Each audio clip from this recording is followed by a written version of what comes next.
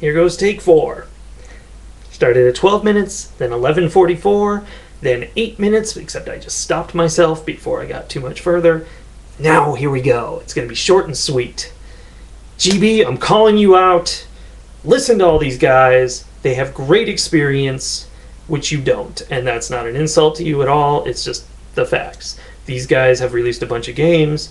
They've been through this whole process, and they're telling you how it is, and you're saying, no, it can't be that way. It's got to be something else. And I know that feeling. I've done that a million times myself. It's automatic. It's something people do.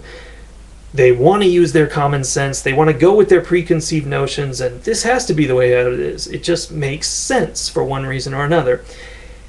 And it's better to listen to the experience, because these guys are dead right. And I love the things they're saying. I agree with everything everybody except GB is saying, which, sorry, GB, you're getting really singled out in all this.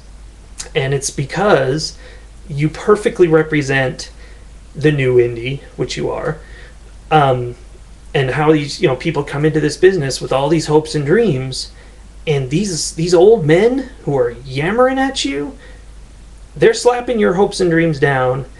And you should listen to that, because they got it. And I especially want to call out Andy for making amazingly awesome commentary on this issue. Yeah, the things he's saying are plucked right out of my brain and make it useless for me to make a video. So you can ignore the rest of this video. There's no reason for me to make a video. Andy said it all.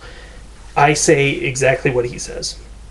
And so all I really have to offer is my own personal experience on the issue, which is that I've been in the business for 13 years or so, and every time I released a large downloadable game, I made a little tiny bit of money. Every time I released a very short-term flash game, I made a large sum of money. More than most of my downloadables have ever made individually. So I'm not talking about return for money. I'm talking about straight up money.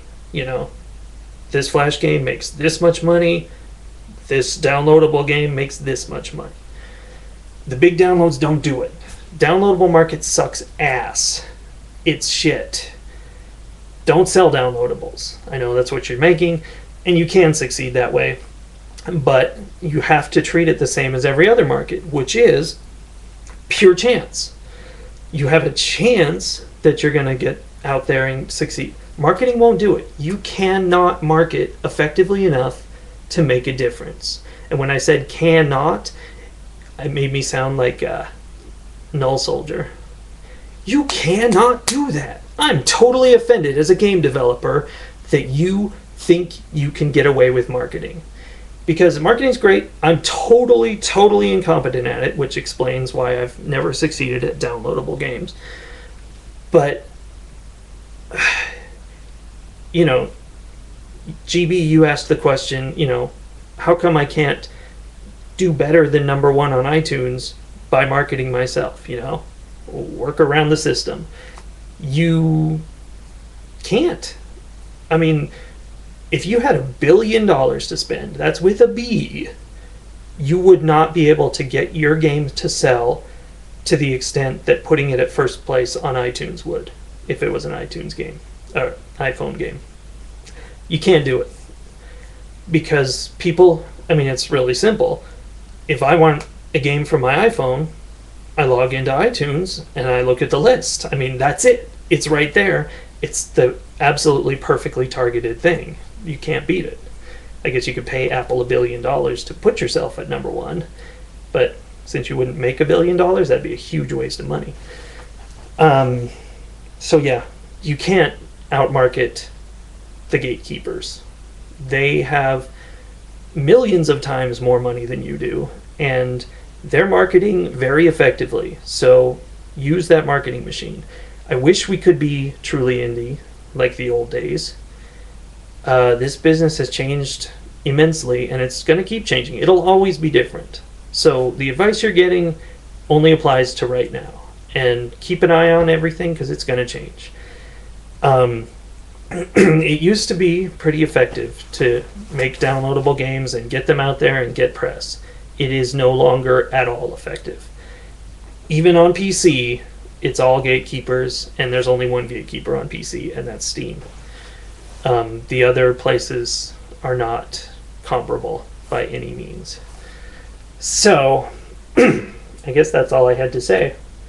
My big games have not made much money. My little games have made much money. But that's not an argument for little games. The argument for little games is each time you make one, you have a chance at being a hit. Big games have 0% higher chance of being a hit. People don't go, ooh, that game's big. I better give it more of a try. I better like it more. Now, if they like your game, they'll want it to be bigger. You know, they'll say, oh, I wish this had more levels. I want more levels. I want to play more of this. But so what? You know, that if you're a hit, then you can add those levels. You know, that's how you make a game big. You find out that it works, and then you expand it. And making a game big is never going to help you. I know you were talking about price points, and I tell you, I can charge the same for a game I make in a week as a game I make in a year, and they will sell equivalent.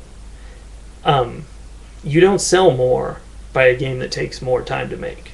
You just don't. Portal's a little tiny game. I don't have a good example. I want to say Final Fantasy, but obviously that's a monster hit, way bigger than Portal. Other games of whatever are very long. Here's a bunch of games right in front of me. None of them are particularly big games or small. Sly Cooper, big hit. Not as big as Portal, I would say. Took a hell of a lot longer to make, though, and a ton more money. And that's the thing. You can't say it's big, so it's better, so it's going to make more money.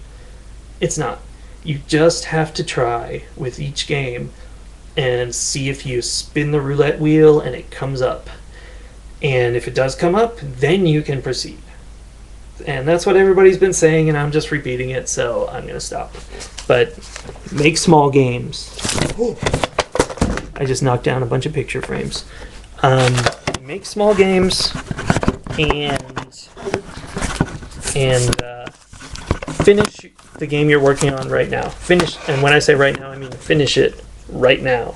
Don't, this thing's not going to stay up. I'll just hold on to it. Finish the game you're working on immediately. Don't wait. Don't add more stuff to it. Get it done. Get it out there. If people like it, then you can add more stuff to it. And that's the answer. I think Phil gave you that answer in great detail. That's how Galcon worked. It's a little game for free. People liked it. It exploded. That's how you do it. And that's the only way you can do it. Anything else, I mean, you can succeed any way there is. Because it's all chance. And the point is, you're only likely to succeed with little games because it's all chance. Just stick with the it's all chance mantra. That's the answer. And watch Andy's videos over and over. I'm going to try to stop now because I've been talking too much.